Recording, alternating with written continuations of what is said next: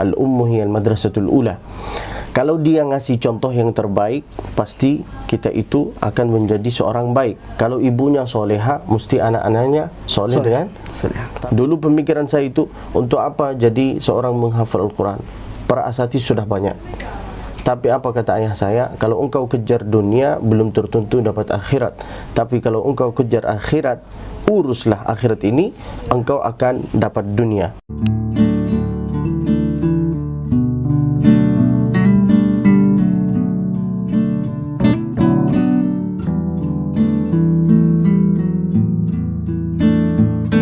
Bismillahirrahmanirrahim. Assalamualaikum warahmatullahi wabarakatuh. Halo semuanya, kembali lagi bersama kami di podcast Ruang Silaturahmi. Lebih dekat memberi arti. Alhamdulillah, pada kesempatan kali ini kami tim podcast Ruang Silaturahmi sangat berbahagia dan sangat bangga sekali karena kali ini kami kedatangan bintang tamu yang datang jauh-jauh dari Saudi Arabia, Mekah, Masya Allah, yaitu Ustadz Syekh Abdul Basit Musfi. Assalamualaikum Syekh. Waalaikumsalam warahmatullahi wabarakatuh. Masya Allah, gimana kabarnya Syekh? Alhamdulillah. Abang gimana kabarnya? Alhamdulillah sehat Syekh. Alhamdulillah. Perjalanan menuju ke sini gimana Syekh? Kira-kira ada kendala gitu? Masya Allah, di antara nikmat yang nggak pernah disangka oleh saya yaitu adalah bisa keliling Indonesia. Dulu cita-cita saya pengen jadi pilot, karena sekolah menjadi pilot itu mahal. Lalu kemudian saya, di antara doa saya dulu di depan Ka'bah pas waktu saya masih di Makkah, ya Allah, saya pengen jadi pilot, pengen keliling Indonesia, karena saya itu lahir di Makkah, belajar di Makkah, dan segalanya di Makkah. Karena doa itu, lalu saya berdoa pengen keliling Indonesia, pengen jadi pilot, lalu akhirnya nggak jadi pilot. Tapi Allah kasih lebih mulia daripada pilot, yaitu adalah menjadi ustadz. Sekarang bisa keliling Indonesia tanpa saya nyetir pesawat. Berarti pilot itu yang jadi supir saya. Masya Allah, Masya Allah. Jadi nikmat, alhamdulillah. Alhamdulillah. Syekh sendiri tahu Indonesia itu sejak umur berapa ya? Tahu Indonesia itu dari awal bang, bahwa saya itu asli Indonesia, cuman lahir di Makkah, belajar di Makkah, semua di Makkah. Cuman tahu berbicara dengan bahasa Indonesia baru tahun ini, dalam 8 bulan ini. Kok bisa sekarang itu pandai berbicara dengan bahasa Indonesia? Karena sering menonton ceramah UAS, yaitu adalah Ustadz Abdul Somad. Bukan cuman hanya menonton sekaligus menulis. Di pondok pesantren, di sekolah kita itu selalu mendengar ucapan ini, al-ilmu saydun wal kitabatu qaiduhu. Ilmu itu harus ditangkap, harus dipancing. Tapi yang susah diamalkan sama kita yaitu adalah enggak menulis. Maka kalau ingin belajar sesuatu yang kau inginkan, harus mendengar sambil menulis. Karena saya itu sering mendengar, nonton ceramah UAS, maka alhamdulillah bisa pandai berbicara dengan bahasa Indonesia. Masya Allah. Berarti Syekh darah asli Arab, Indonesia? Darah Arab maklum. Indonesia asli Madura. Hati Indonesia? Hati Indonesia. Pikiran Indonesia? Semua, cuman harus kantong Arab. Kalau jodoh Indonesia ya? Ya, kalau dikasih oleh Allah satu Arab satu Indonesia, alhamdulillah. Alhamdulillah. Kalau dikasih cuman hanya Indonesia, ya dijalanin aja, alhamdulillah. Sebelumnya juga kami melihat, baca sedikit biografi tentang Syekh. Syekh juga mungkin telah menghafal Al-Quran sejak umur 11 tahun. Lalu bagaimanakah bisa menghafal Quran? Metode kayak mana tuh Syekh? Bisa menghafal Al-Quran segitu? Dulu ketika saya menghafal Al-Quran dari usia 4 tahun hingga usia 11 tahun. Kok bisa hafal Al-Quran secara cepat itu? Karena yang ngajarin saya untuk menghafal Al-Quran, untuk membaca Al-Quran, yaitu adalah ibu saya, orang tua. Padahal orang tua saya, ayah saya, ibu saya itu bukan seorang ustaz, bukan seorang hafizah, nyai atau kiai. Saya dari keturunan biasa, bukan dari keturunan kiai. Tapi ibu saya yang namanya ibu, yaitu adalah seolah-olah dia itu sekolah. Al-ummu hiyal madrasatul ula. Kalau dia ngasih contoh yang terbaik, pasti kita itu akan menjadi seorang baik. Kalau ibunya soleha, mesti anak-anaknya soleh dengan Soleh. Tapi kalau ibunya solehot, Aduh. Ikut juga anaknya. ya, sering main TikTok, begitupun anaknya. Ibu saya itu, Masya Allah, Tabarakallah, setiap dia itu masak, dia itu selalu membaca Al-Quran. Lalu saya sebagai anak muda, masih kecil, masih bocil, sampai sekarang itu masih muda saya. Jangan disangka saya itu sudah om-om. sambil masak dia itu ngaji, bang. Lalu kemudian saya itu mendengar, karena dia itu selalu membaca, lalu saya sering mendengar, maka bisa hafal apa yang dia sering mengulangkan. Itu yang pertama. Yang kedua, karena saya disuruh sama orang tua, engkau pergi menghafal Al-Quran. Dulu pemikiran saya itu, untuk apa jadi seorang menghafal Al-Quran? Para asatidz sudah banyak. Tapi apa kata ayah saya? Kalau engkau kejar dunia, belum tertentu dapat akhirat. Tapi kalau engkau kejar akhirat, uruslah akhirat ini, engkau akan dapat dunia. Buktinya, Alhamdulillah, bisa keliling Indonesia tanpa pakai uang pribadi. Subhanallah, dapat undangan dimanapun berada. Lalu kemudian saya pergi ke Masjidil Haram, bang. Di usia 4 tahun, 5 tahun, 6 tahun, pergilah sama kawan-kawan, sama Upin Ipin lah. Pergi kita ke Masjidil Haram jalan kaki. Enggak diantar sama ayah saya. Kenapa enggak diantar? Supaya nanti pas usia 18, 19 tahun enggak minta-minta dari orang tua. Anak-anak muda sekarang sedikit minta dari orang tua. Kalau enggak bisa abang, kalau abang-abang nih, dengar ya apa yang saya sampaikan. Kalau enggak bisa membahagiakan orang tuanya, jangan menyusahilah dia, kasihanlah dia. Iya. Tidak ada seorang laki-laki di dunia ini seperti ayah. Dia itu selalu ingin melihat anaknya lebih sukses daripada dia. Itulah yang namanya ayah, bang. Makanya jangan menyusahkanlah dia. Udahlah, dikasih alhamdulillah, enggak dikasih ya jalani aja hidup ini, enggak harus punya segalanya. Lalu kemudian pergilah saya ke Masjidil Haram, bang. Nyampe Masjidil Haram ditanya sama guru, hari ini hafal enggak? Enggak hafal, dipukul, bro. Bayangkan. Jangan disangka pendidikan Mekah itu tidak ada pukul. Saya ini bukan lulusan pondok pesantren, tapi pendidikan Mekah itu lebih keras dan lebih tajam dan lebih bagus, maaf ya, daripada pondok pesantren. Makanya banyak ulama Indonesia yang munculnya dari Mekah. Pergi ke Masjidil Haram, ditanya sama guru, hari ini hafal enggak? Enggak hafal. Dipukul. Dipukul di mana? Kalau enggak dipukul di tangan di sini, bang. Dipukul di sini. Kalau enggak dipukul di sini, bayangkan, dipukul di sini. Kalau enggak dipukul di sini, maaf cakap, dipukul di. Gimana caranya? Engkau i'tidal antara sujud dengan i'tidal fi sujud, lalu menghadapi sana, lalu dipukul, dipantai. Sampai saya pernah dipukul, bang, 10 pukulan karena saya itu tidak hafal, bandel saya. Pas mau duduk saya kayak gini, panas ya Allah, Allah, karena ada tanda-tanda merah. Itu orang tua Syekh? Itu ayah saya. Oh enggak. Justru pendidikan zaman dulu, bang, ada salah satu istilah kayak gini. Khudh waladi 'idham wa rajju' laham. Khudh waladi laham wa rajju' 'idham. Apa artinya? Ambillah anak saya ini, terimalah anak saya ini seolah-olah dia itu daging, lalu balikkanlah anak saya ini seperti seolah-olah tulang. Berarti itu apa artinya? Pukullah dia. Dipukul di Masjidil Haram, bang. Balik ke rumah ditanya sama Munkar Nakir. Munkar Nakir itu tahu saya, Pak, orang tua. Itulah yang namanya pendidikan. Bukan cuma hanya anaknya diantar ke pondok pesantren lalu balik, enggak ditanya. Itu bukan pendidikan itu, bang. Ditanya lah saya sama ayah saya, hari ini hafal enggak? Enggak hafal. Dipukul.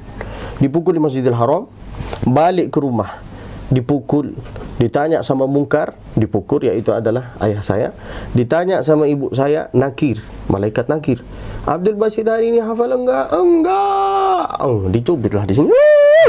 Warna-warni guys. Merah, putih, hijau, nggak tahu apa warnanya. Tapi di usia 11 tahun saya bisa hafal. Kami ini 10 bersaudara. Alhamdulillah. Saya nomor yang ketiga.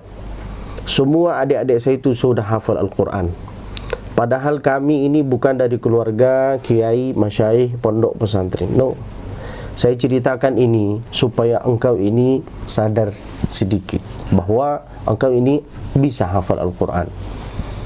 Bisa. Meskipun engkau ini bukan dari keturunan kiai.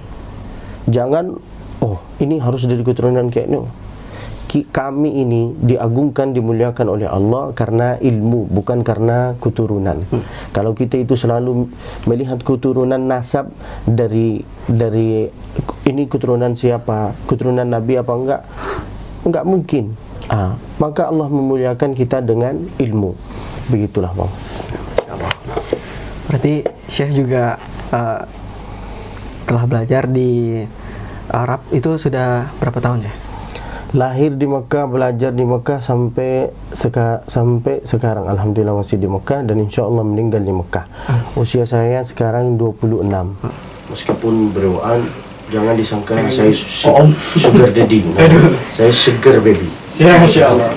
Lalu kenapa Syekh memilih kembali ke Indonesia? Sebenarnya ingin melanjutin S2 di Mekah. Cuma pendidikan di Mekah itu Bang, di Saudi Arabia, dari ibtidaiyah sampai S1 itu free, nggak harus bayar. Tapi S2 itu harus bayar. Berapa bayarannya? Kalau bayarannya 60.000 rial, 60.000 rial dari awal masuk sampai lulus. Itu S2, magister. Lalu saya rupiahkan 60.000 rial, 60.000 rial dirupiahkan itu bisa menjadi 265 juta. Saya mikir kalau 265 juta, kira-kira saya itu bisa nikah berapa kali ya? Artinya lebih murah yang di Indonesia ya? Bukan artinya gitu. Ya saya, karena namanya anak muda, saya berpikir kayak itu 265 juta ini banyak sekali. Maka saya nggak lanjut S2 di Makkah. Baliklah saya lanjut S2 di Indonesia. Dulu, tapi alhamdulillah sebenarnya saya itu nggak mau lanjut di Indonesia, tapi saya ngambil hikmahnya, datang ke sini, lanjut S2 di sini. Di antara hikmah pas saya datang ke sini belajar bahasa Indonesia, lalu kemudian uniknya orang Indonesia itu Bang, dia itu banyak hutang, tidak punya hutang. Intinya orang Indonesia itu unik, Masya Allah, unik dengan luar biasa. Meskipun dia banyak hutang, dia santai-santai, mesti rokok. Kalau orang lain enggak kayak gitu, nggak peduli. Nggak peduli. Itulah orang Indonesia. Masya Allah. Mungkin saat ini kan Syekh sudah banyak yang kita ketahui mengundang kontroversi nih Syekh, tentang pondok pesantren yang kurang agak tidak mengikuti syariat Islam gitu Syekh. Mungkin tidak kita sebutkan ponpesnya. Lalu bagaimanakah tanggapan Syekh menurut ponpes tersebut Syekh? Ataupun ada pilihan tempat belajar yang lebih baik yang kami tempati Syekh? Karena saya ada di pondok pesantren Al-As'ad, maka ada salah satu kata yang bunyinya kayak gini: Jawir as-sa'id tas'ad wa jawir ar-raqi tartaqi, dan juga man khawal muwallina walla wa man khawal musallina salla. Yang pertama, jawir as-sa'id tas'ad, berkawanlah engkau ini sama orang yang suka ketawa, yang suka lucu, yang suka tidak mikir tentang orang, tidak sibuk dengan orang, maka engkau ini akan bahagia selama engkau ini berkawan sama orang baik. Wa jawir ar-raqi tartaqi, berkawanlah engkau ini sama orang yang luar biasa, cara bicaranya, ilmunya, maka engkau ini juga akan menjadi seorang mulia. Tapi kalau kita itu berkawan atau masuk ke pondok pesantren yang kurang bagus, nanti ke depan juga kurang bagus. Akidahnya, fikihnya, dan segalanya. Ilmu itu bukan cuma hanya bicara seenak-enaknya, enggak. Ilmu itu harus ada sanadnya, harus ada isnadnya. Al-isnadu min ad-din, fanzuru amman ta'khudhu. ilmu itu harus jelas dari guru ke guru, dari guru ke guru. Lalu ini gurunya belajar di mana, seperti Ustaz Abdul Somad, Ustaz Adi Hidayat, mereka itu jelas ilmunya. Maka pesan saya kepada abang-abang, sebelum engkau masuk ke pondok pesantren tersebut, engkau ini harus tahu, harus bisa mentelusuri ustaz-ustaz ini lulusan mana. Kalau saya ngambil contoh Ustaz pondok pesantren Al-As'ad ini, Masya Allah, yang mendirikan pondok ini mereka sudah mereka lulusan As-Saulatiyah di Makkah. Berarti ilmunya itu jelas. Masya Allah, tabarakallah. Sanadnya jelas. Begitulah pun bang. Kalau enggak bisa masuk pondok pesantren, enggak apa-apa, menuntutlah ilmu dari YouTube, dari Instagram, dari TikTok juga enggak apa-apa. Di antaranya saya sering nonton ceramah Ustaz Abdul Somad dari TikTok. Karena saya sering main TikTok, maka enggak apa-apa lah. Tapi jangan lupa untuk follow saya. Mungkin Cek jago bahasa Indonesia itu karena sering nonton beliau ya? Nah, Masya Allah. Lalu Syekh, mungkin ini kami mohon minta tunjuk ajarnya Syekh. Mungkin kata-kata terakhir untuk penutup podcast kita Syekh, kepada kami sebagai penerus bangsa inilah Syekh, negeri ini. Setelah minum kopi lalu minum jamu, dunia ini terasa sepi kalau nggak ada kamu. Masya Allah. Dan kami ingin kenalin nih Syekh, kami ini punya produk yang dibuat oleh santri sendiri, produk As'ad. Ini ada namanya dari air mineral, yaitu Al-Huriyah. Slogannya Al-Huriyah, halalnya terasa. Masya Allah. Dan juga ini ada produk pakaian Syekh, Masya Allah. namanya Malabisi. Oh, Malabisi. Malabisi. Tapi ini pakaian perempuan bang. Ya itu yang untuk akhwat. Yang untuk itu yang untuk akhwatnya Syekh. Nah, ini.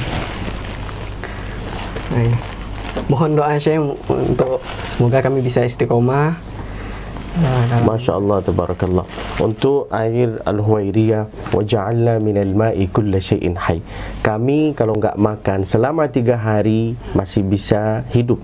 Tapi kalau enggak minum 1 hari agak kurang. Lalu kalau enggak ada kamu enggak bisa hidup. Ya, maksudnya di sini. Maka harus sering-sering minum Al-Huwairiyah. Nah, minum air putih lah supaya sehat. Lalu kemudian untuk hadiahnya ini bang, mudah-mudahan Allah balas kebaikannya abang. Mudah-mudahan Allah angkat derajatnya. Mudah-mudahan insya Allah abang ini menjadi seorang pengusaha. Jangan berpikir harus jadi ustadz doang, harus jadi ustadz dan pengusaha. Berarti banyak usahanya. Oke, karena seorang pengusaha itu pun akan masuk surga. Kata Nabi itu apa bang? At-tajirus saduqul amin, seorang pengusaha as-saduq yang jujur, al-amin yang amanah. Yuhsyar ma'an nabiin, dia itu akan digabungkan sama para malaikat, ma'an nabiin, wasiddiqin, wasyuhada, wassalihin. Maka pesan saya kepada abang-abang yang seusia saya 20-an, jangan kalau bisa belajarlah mandiri. Bukan mandiri syariah, mandiri saja. Itu bang Syekh. Belajar mandiri supaya enggak minta-minta dari orang tua. Malulah, sadar diri sedikit. Saya lanjut S2 itu semua dari bayaran diri sendiri. Bukan saya cerita ini karena saya itu miskin. Alhamdulillah saya punya, uang punya dan segalanya. Cuman saya harap dari abang-abang kalau sudah usia 20-an itu harus kerja sambil menuntut ilmu. Itulah dua-duanya, diiringi. Jangan cuman menuntut ilmu tanpa bekerja, atau jangan bekerja tanpa menuntut ilmu. Kita ini harus menuntut ilmu terus menerus. Al-insan adu ma jahil. Kita ini kalau enggak belajar, enggak menuntut ilmu bang, akan benci sama sesuatu yang enggak pernah kita itu tahu tentang itu. Maka pesan saya yaitu adalah menuntutlah ilmu, menuntutlah ilmu, menuntutlah ilmu. Itulah. Masya Allah. Syukron Syekh. Kami mohon doanya untuk kami selalu memberikan tontonan-tontonan yang mengandung tuntunan Syekh. Amin. Lancar urusan, mudah usaha, rezeki banyak, tanah banyak, bini banyak. Sukses dimanapun berada. Amin. Masya Allah. Terima kasih Syekh. Dan mungkin kita tutup Syekh podcast kita Syekh. Boleh. Hanya itu. podcast kami pada kesempatan kali ini. Terima kasih telah hadir di podcast kami. Kami istilahkan ruang silaturahmi, Syekh. Masya Allah. Ruang silaturahmi. Jadi sudah beberapa ustadz yang sudah pernah hadir di sini. Masya Allah, Masya Termasuklah Syekh. Alhamdulillah. Sekian dari kami. Wallahu muwaffiq ila aqwamit thoriq. Wassalamualaikum warahmatullahi wabarakatuh. Waalaikumsalam warahmatullahi wabarakatuh.